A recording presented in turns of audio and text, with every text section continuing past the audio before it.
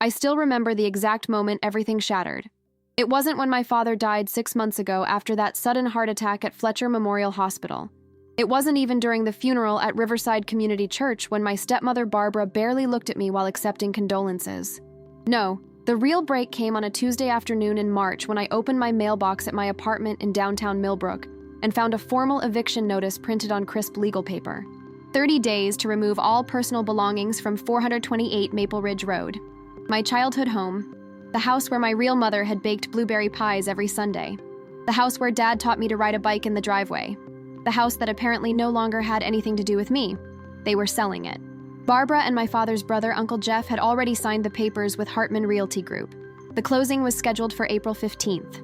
I had 4 weeks to pack up 25 years of memories and disappear like I'd never existed at all. The letter felt surreal in my hands. My fingers traced the embossed letterhead of Morrison & Associates legal firm while my mind tried to process what I was reading. How could they sell the house without even telling me? I'd been living in my cramped studio apartment since college, working double shifts at Benson's Diner to cover rent and student loans, but I'd always assumed the house would be there.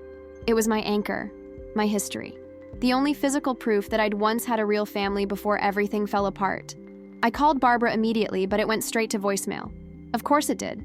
She'd probably blocked my number months ago. I tried Uncle Jeff next, and he actually picked up.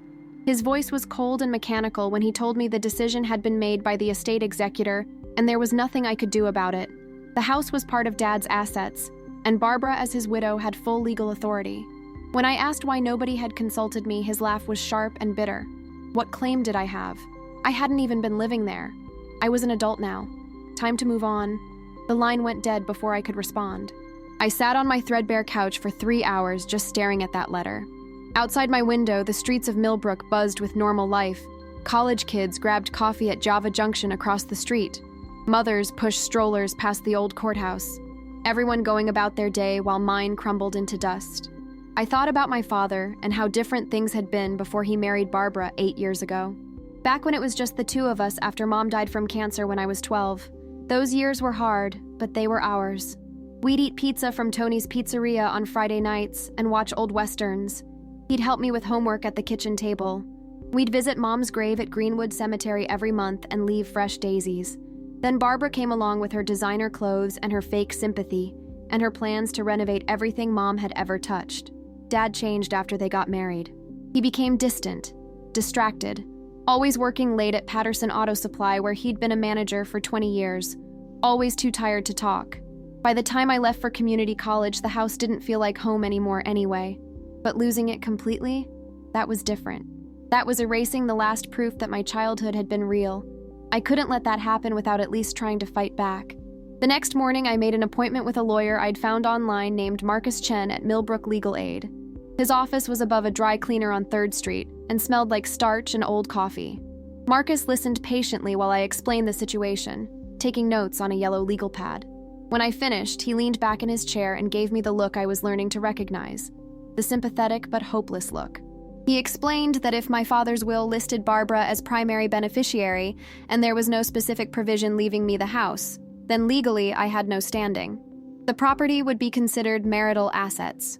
Unless I could prove undue influence or fraud, there wasn't much anyone could do. Estates got messy, he said. Families fought over houses all the time. But the law was clear. I left his office feeling hollow and defeated. Maybe Uncle Jeff was right. Maybe it was time to just move on and accept that some things couldn't be saved. I tried to convince myself of that over the next 2 weeks. I went to work. I smiled at customers who ordered bacon and eggs and complained about the coffee being too weak. I came home and watched mindless television until I fell asleep. I ignored the calendar creeping closer to my deadline. But late at night, when the apartment was dark and quiet, I'd think about that house. About the way sunlight came through the kitchen window in the morning. About the creaky 3rd step on the staircase. About my mother's garden in the backyard where she'd grown tomatoes and herbs. About my father's study with its mahogany desk and walls lined with old books. The thought of strangers living there, painting over the memories, tearing down walls, made something twist painfully in my chest. So on the last Saturday of March, I drove out to Maple Ridge Road one final time. I told myself I was just going to pack up some photo albums and my mother's jewelry box. Get closure. Say goodbye properly. Barbara had apparently already moved to a condo in the city, so the house was empty. She'd left a key under the mat like I was some kind of stranger who needed permission to enter my own childhood home. The door stuck like it always had. I had to push hard with my shoulder to get it open. Inside, everything looked wrong. Barbara had already started clearing things out. The living room was half empty. Mom's favorite armchair was gone. The family photos that used to line the hallway had been taken down, leaving pale squares on the wallpaper. It smelled different too, like cleaning products and absinthe. I walked through each room slowly, trying to memorize details I was terrified of forgetting. The chip in the bathroom tile from when I'd dropped my hairdryer in 8th grade. The pencil marks on the kitchen doorframe tracking my height from age 5 to 15. The water stain on the dining room ceiling from that time a pipe burst. These tiny imperfections were my history, my proof of existence, and soon they'd be spackled over and painted white and erased completely. I found myself in Dad's study almost without meaning to. This room at least looked untouched. His desk still held stacks of papers and old bills. His reading glasses sat folded on top of a book about the Civil War. The leather chair creaked when I sat in it. It still smelled faintly like his cologne, that woodsy scent he'd worn every day for as long as I could remember. I started going through the desk drawers, looking for anything worth saving. Old tax returns, receipts from Patterson Auto Supply, a Father's Day card I'd made him in crayon when I was 6. Then I noticed something odd. The bottom drawer wouldn't open all the way. It kept catching on something. I pulled it out completely, and that's when I saw it.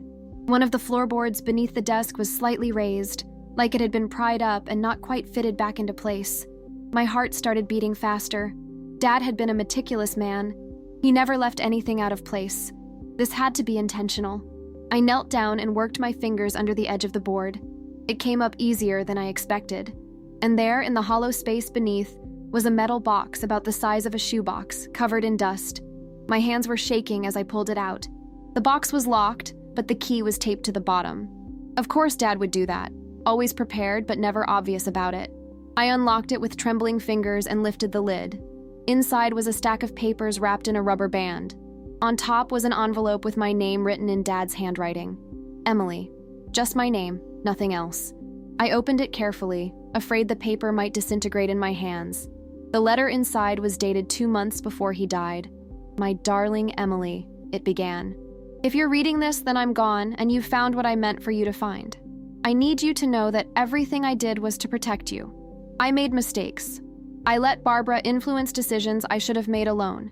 I got weak and confused in those final years, but I never stopped loving you, and I never stopped planning for your future. The house at 428 Maple Ridge Road was legally transferred into your name on your 18th birthday. I had Samuel Morrison at Morrison and Associates handle the paperwork quietly. The deed is in this box. The property has been yours for 7 years. Barbara doesn't know. I kept it secret because I knew she'd try to contest it. I knew there would be pressure and manipulation and attempts to make you sign it away. So I hid the truth until you were ready to handle it alone. If you've enjoyed this story so far, please hit that like button and subscribe to the channel. Don't forget to turn on notifications so you never miss a new video. Leave a comment below with your thoughts. Maybe something like, a powerful story about truth and justice. Your support means everything and helps me bring you more stories like this one. I read the letter 3 times before the words fully sank in. The house was mine, had been mine, all along, while Barbara was planning to sell it, while Uncle Jeff was telling me I had no claim, while lawyers were preparing closing documents. I owned the property. Legally. Completely. My father had made sure of it. The rest of his letter explained everything. He'd known he was sick even before the heart attack. High blood pressure and stress had been warnings he'd ignored. He knew Barbara had married him for financial security, and he'd been too lonely and tired to care. But he'd protected my inheritance carefully. The property deed was there in the box, along with the transfer documents, all properly notarized and filed with Monroe County. There was also a separate document showing that Barbara had signed a prenuptial agreement limiting her claims to his other assets. The house had been specifically excluded. She had no legal right to sell it. None. The papers she'd signed with Hartman Realty were fraudulent, possibly criminal. I sat on that dusty floor for a long time, just holding the documents and trying to process what this meant. My father hadn't abandoned me. He'd been protecting me all along, planning for this exact moment, making sure I'd have something that was truly mine when everything else fell apart. The grief I'd been carrying for 6 months shifted into something else, something harder and clearer. Barbara had lied. She'd forged documents or manipulated Uncle Jeff into believing she had authority she didn't have.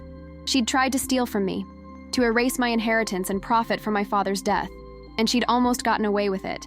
If I hadn't come here today, if I hadn't found this box, if I'd listened to Marcus Chen and just moved on, I would have lost everything and never known the truth. The betrayal cut deeper than anything I'd felt before. This wasn't just about money or property. This was about erasing me, about pretending I'd never mattered, about stealing the last piece of my father's love. I carefully put everything back in the box and locked it. Then I carried it to my car and drove straight home. I didn't trust leaving it at the house even for another day. That night, I barely slept. I kept rereading the letter and checking the documents to make sure they were real. By morning, I'd made my decision. Barbara thought she could bury my past and walk away rich. She thought I was too weak or too naive to fight back. She'd watched me grow up quiet and accommodating, always trying to keep the peace, always swallowing my hurt to avoid conflict. She'd counted on me staying that way. But she'd forgotten one important thing. I was my father's daughter, and he'd just taught me from beyond the grave that truth doesn't fade just because people try to hide it. It waits patiently in the dark until someone brave enough comes looking. I grabbed my phone and called Marcus Chen's office. When his secretary answered, I told her I needed an emergency appointment. I had new evidence. Everything had changed. She scheduled me for Monday morning. As I hung up, I looked at my reflection in the bathroom mirror. Same blonde hair, same tired eyes, same face I'd seen every day for 25 years. But something was different now. Something had hardened. Barbara had spent years trying to erase me from my father's life. Now I was going to spend however long it took erasing her lies. She thought she'd buried my past. She had no idea she'd just awakened my future. Marcus Chen's expression changed completely when I showed him the metal box on Monday morning. He put on reading glasses and examined every document with the careful attention of someone who just realized this case had teeth. The property deed with my name clearly listed as sole owner. The transfer documents dated on my 18th birthday 7 years ago. The prenuptial agreement Barbara had signed excluding the house from marital assets. My father's letter explaining everything in his own handwriting. Marcus looked up at me after 20 minutes of silence and said 3 words that made my heart race. "We can fight this." He explained that what Barbara and Uncle Jeff had attempted was called fraudulent conveyance, selling property they didn't own. If the sale had gone through, it would have been even worse, but we'd caught it in time. The closing was still 2 weeks away. We could file an injunction immediately to stop the sale and then pursue charges for fraud and forgery. It wouldn't be easy, he warned. Barbara would hire expensive lawyers. The family would take sides. There would be depositions and court appearances and probably a lot of ugly accusations. But the law was clear and the documents were legitimate. I had every right to that house and nobody could take it from me. I hired Marcus that same day. We spent the next week building the case and gathering every piece of evidence we could find.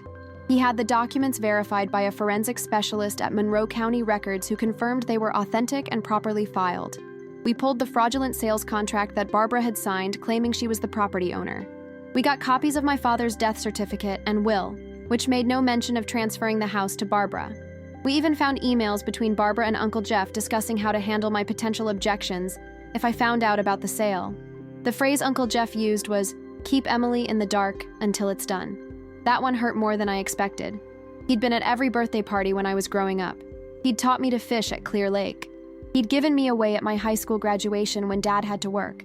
And now he was actively conspiring to steal from me. Marcus said family cases were always the ugliest, because people who should protect you often became the ones who hurt you most. I was learning that lesson in real time. Filing the injunction felt like stepping off a cliff. Once those papers went to Monroe County Superior Court, there was no taking it back. Barbara would know I'd found the documents. She'd know I was fighting.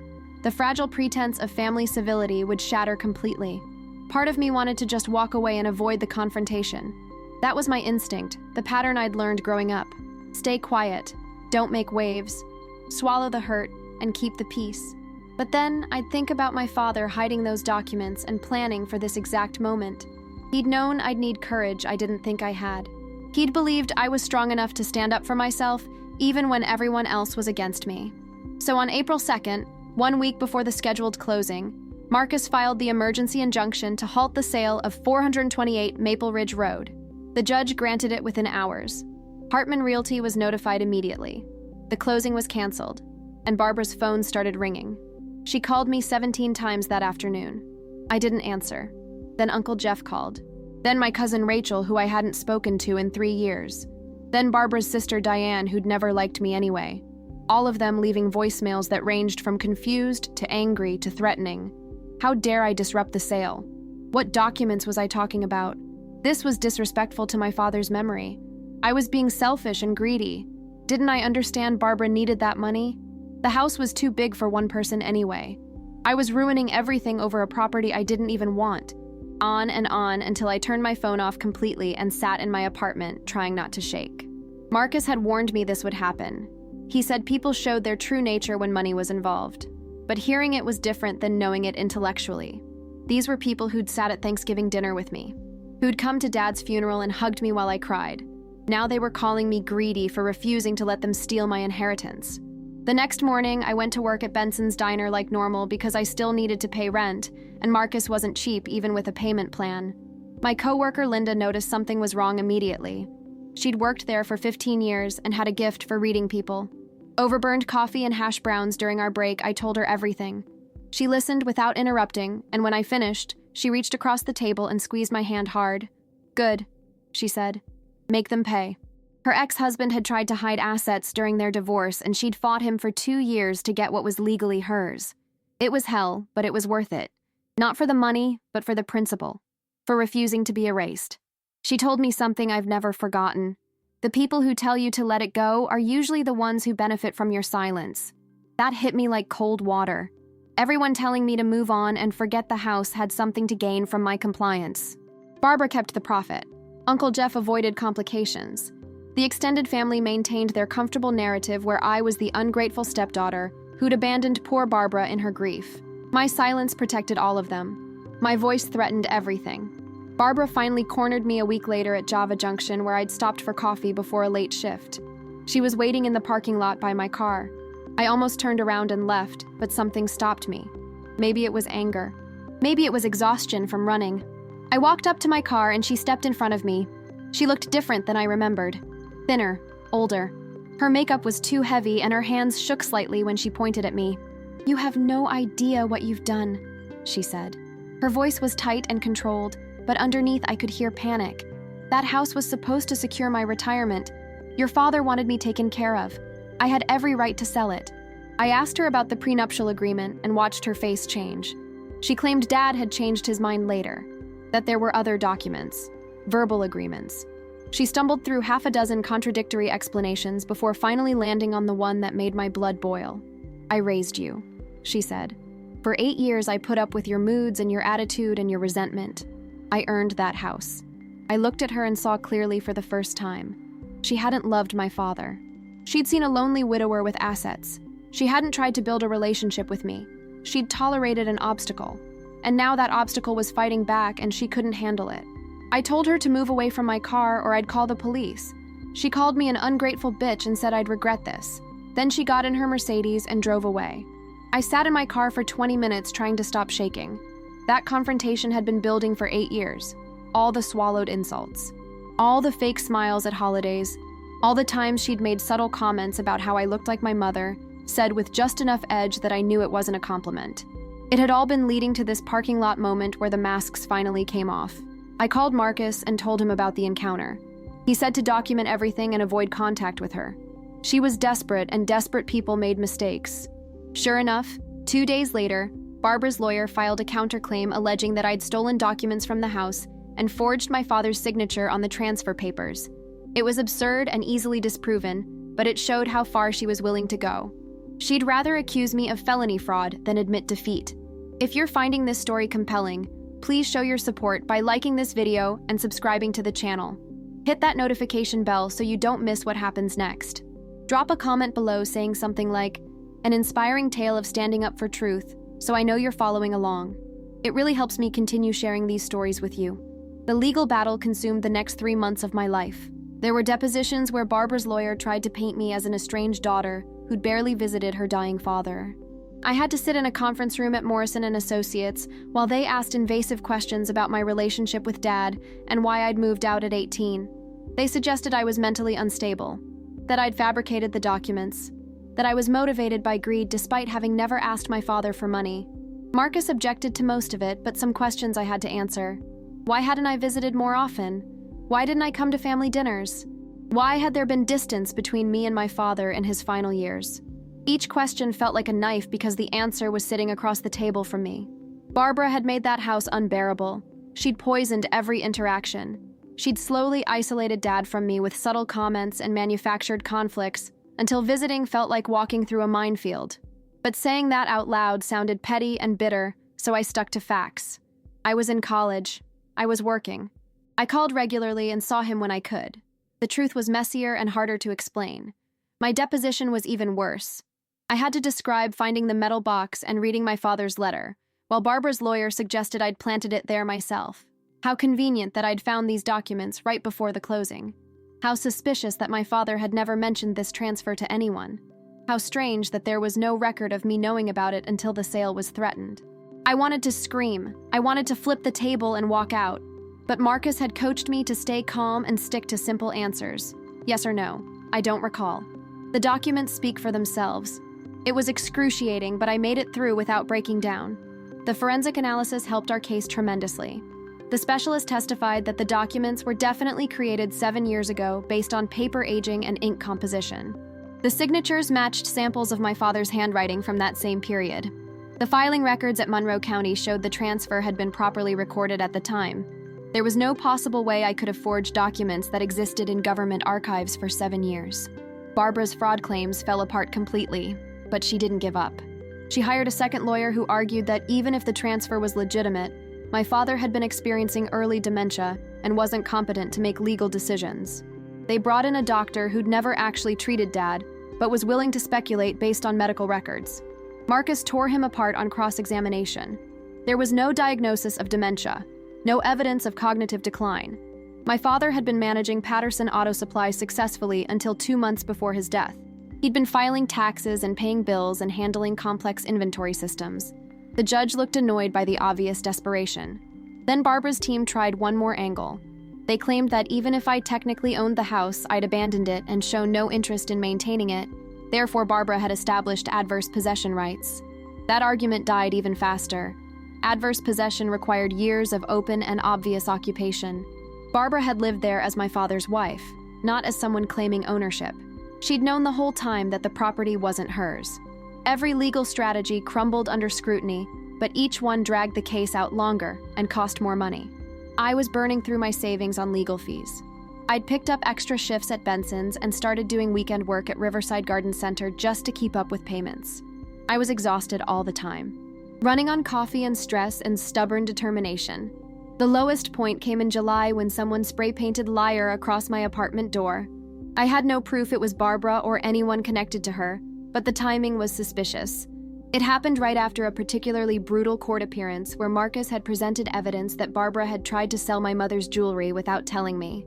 Apparently, she'd taken it to Goldstein's pawn shop downtown and they'd turned her away because some pieces were engraved with my name. The betrayal kept piling up in layers. It wasn't enough to steal the house. She'd wanted to erase every trace of my mother, too. Standing in my hallway looking at that ugly graffiti, I almost broke. I almost called Marcus and told him to settle for whatever we could get. I was so tired of fighting, so tired of being hated, so tired of family members posting vague accusations on social media about greedy children and poor widows. My cousin Rachel had written a whole Facebook post about respecting elders and honoring your father's wishes, obviously directed at me. Never mind that honoring my father's wishes meant protecting the inheritance he'd carefully planned. Facts didn't matter when people had already chosen their narrative. But then I thought about my father writing that letter, hiding those documents, planning for this exact situation, because he knew Barbara would do exactly what she was doing. He'd believed I was strong enough to weather this storm, strong enough to stand alone if necessary, strong enough to choose truth over comfort. I couldn't let him down. So I cleaned the paint off my door, filed a police report, and kept fighting. The trial date was set for September 15th, 5 months after I'd found the metal box. 5 months of depositions and motions and legal maneuvering. Marcus was confident we'd win, but he warned me that Barbara might try to drag things out with appeals. This could take years to fully resolve. I'd be tied up in court while she lived off my father's other assets, and I struggled to pay rent. The injustice of it made me want to scream. But what choice did I have? Giving up meant she won, meant my father's planning was wasted, meant accepting that truth didn't matter as much as money and lawyers. So I walked into that courtroom in September, wearing my only professional outfit and carrying a folder of documents that proved everything I'd been saying. Barbara sat on the opposite side with her legal team and didn't look at me once. Uncle Jeff was there too, along with Diane and Rachel. My side of the room was mostly empty, just Marcus and Linda from the diner who'd taken the day off to support me. The judge was a woman in her 60s named Patricia Hammond who had a reputation for no-nonsense rulings. She'd reviewed all the evidence beforehand. The hearing was mostly a formality at this point, but it still felt momentous. Marcus presented our case methodically. The property deed, the transfer documents, the forensic analysis, my father's letter explaining his intentions, the prenuptial agreement, the fraudulent sales contract. Every piece of evidence stacked into an undeniable tower of truth. Barbara's lawyer tried to poke holes in everything, but Judge Hammond shut down most of his objections before he could finish making them. She asked pointed questions about the prenuptial agreement and why Barbara had signed a contract excluding the house from marital assets if she'd believed it would be hers eventually. She questioned the timeline of the attempted sale and why Barbara had never mentioned anything to me despite knowing I existed. She examined the forensic reports herself and asked the specialist several technical questions about document authentication. After 3 hours of testimony, Judge Hammond called a 15-minute recess. I spent it in the hallway bathroom trying to calm my racing heart.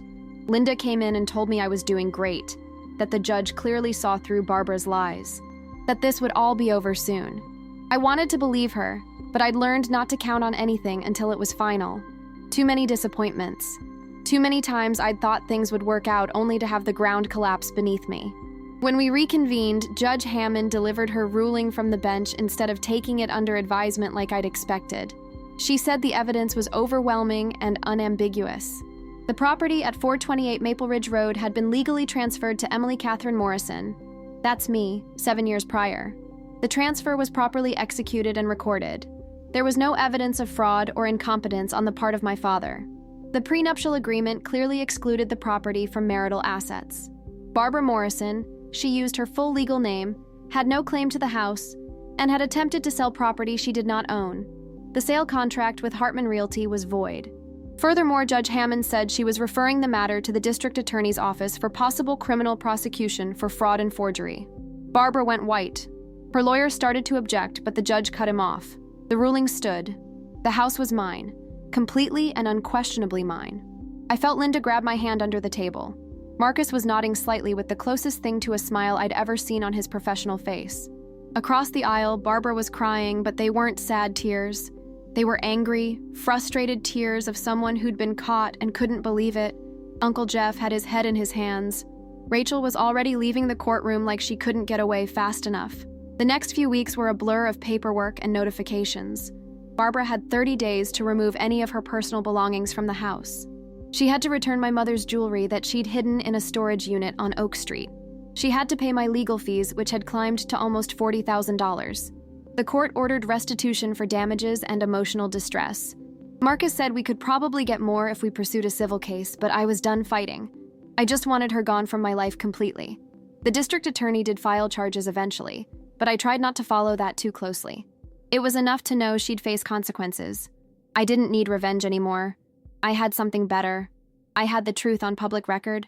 I had my father's house back. I had proof that I hadn't been crazy or ungrateful or greedy like everyone had tried to make me believe. The validation meant more than any financial settlement ever could. Taking possession of the house again felt surreal. I drove out to Maple Ridge Road on a Saturday morning in October with the new keys Marcus had given me. Barbara had finally moved out the week before, taking only what was legally hers and leaving the rest. I half expected the place to be trashed, but it wasn't. She'd left it relatively clean, maybe worried about additional charges if she caused property damage. I walked through each room slowly, seeing it with different eyes now. This wasn't a museum of painful memories anymore.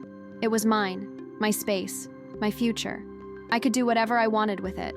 The thought was overwhelming and liberating at the same time. I spent that whole day just sitting in different rooms and thinking. In the kitchen where Mom used to make pancakes on Sunday mornings. In the living room where Dad and I had watched Westerns. In my old bedroom with the window seat where I'd read books and dreamed about getting out of Millbrook. Everywhere I looked, I saw ghosts, but they didn't hurt anymore. They were just echoes of who I'd been and who I was becoming. The house needed work. 8 years of Barbara's occupancy, and then months of sitting empty had taken a toll. There were water stains on the ceiling in the guest bathroom. The hardwood floors needed refinishing. The garden was completely overgrown. Part of me wanted to just sell it and use the money to start fresh somewhere else. But another part, the part that had fought so hard to keep it, couldn't let go that easily. This house was my father's final gift. His way of making sure I'd always have a foundation even when everything else fell apart.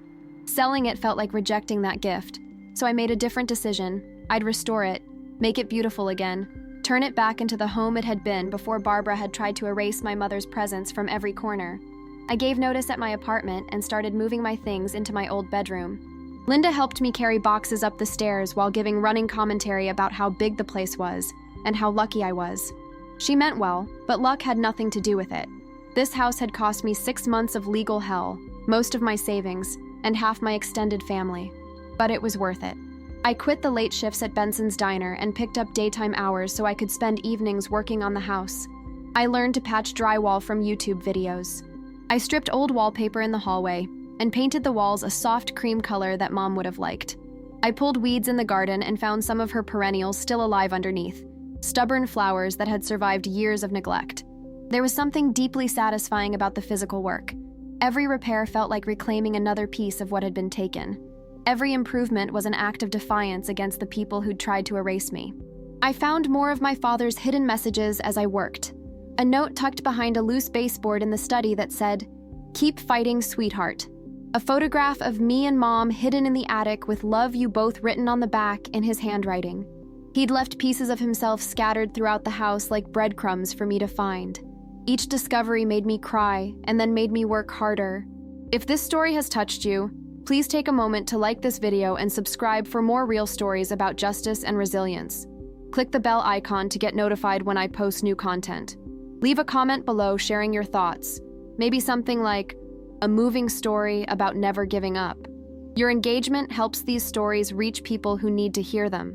By Thanksgiving, I'd made real progress. The house was starting to feel like home again instead of a battlefield. I hosted dinner for the first time in 8 years, just me and Linda and her teenage daughter and Marcus, who'd become an unexpected friend through all of this. We ate turkey from Peterson's Market and sweet potato casserole and pumpkin pie.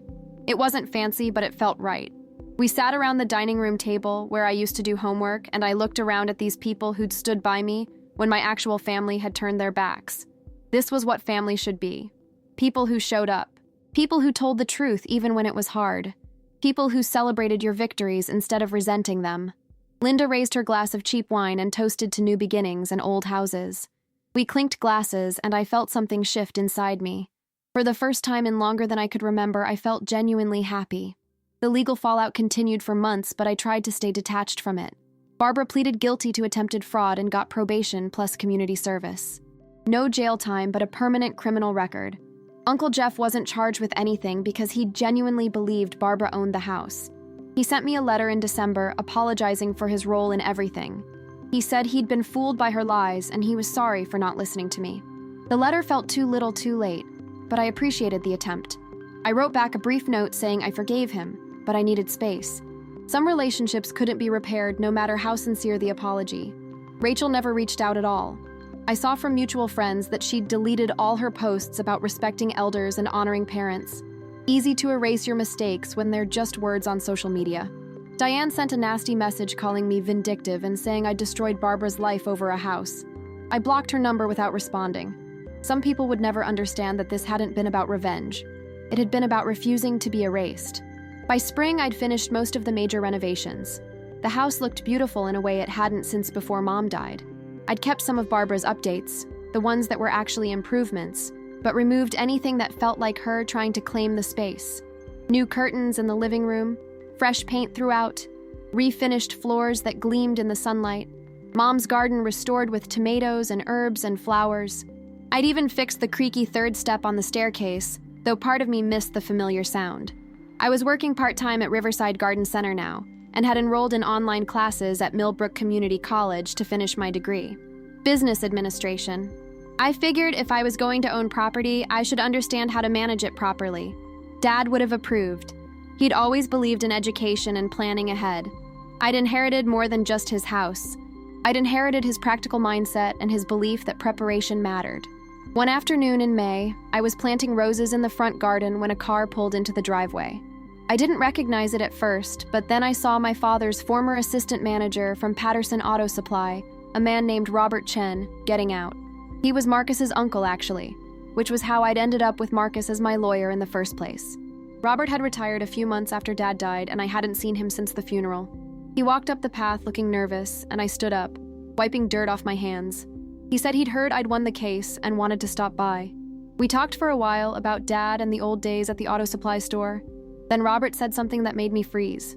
He told me my father had talked to him about the house transfer shortly after he'd done it. Dad had been worried about how to protect my inheritance without causing family drama while he was alive. He'd known Barbara would contest anything she could if she found out, so he'd kept it secret and made sure the documents were hidden but accessible. Robert said Dad had been proud of that plan, proud of outsmarting Barbara before she even knew there was a game being played. He'd told Robert that Emily was stronger than she realized, and someday she'd understand why he'd done things this way. Hearing that made me cry right there in the garden. Robert looked uncomfortable, but he let me have my moment. When I'd composed myself, I thanked him for coming and for sharing that memory. After he left, I went inside and read my father's letter again for probably the 100th time. The words hit different now.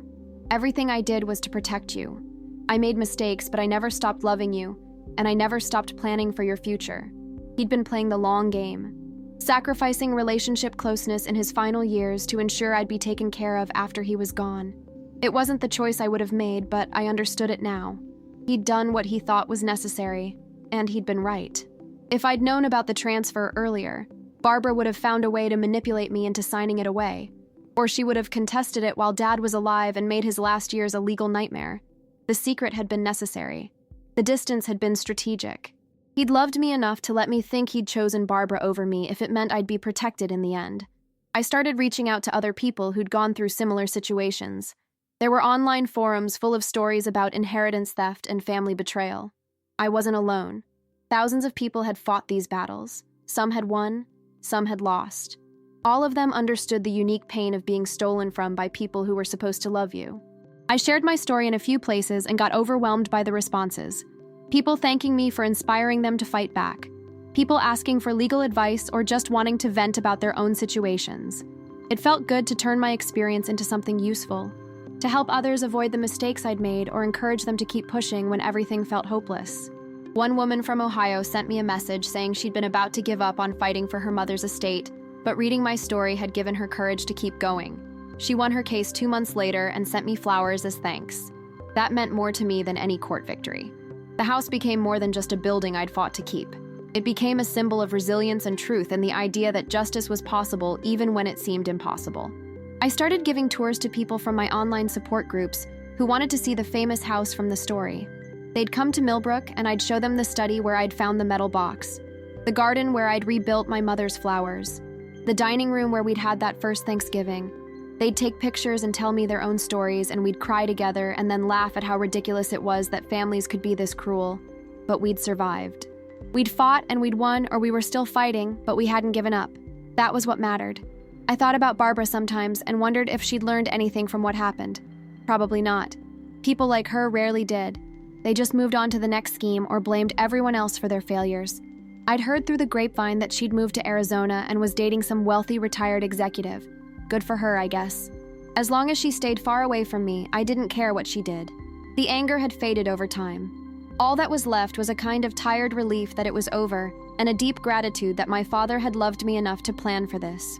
On the anniversary of finding the metal box, I visited Greenwood Cemetery and left flowers on both my parents' graves. Daisies for Mom because she'd loved them. And for Dad, I left a handwritten note that just said, "Thank you for believing in me." The wind picked it up and carried it across the grass, but I like to think he got the message somehow. Truth doesn't need to shout. It always finds its voice, just like Dad had written in his letter, and I'd finally found mine.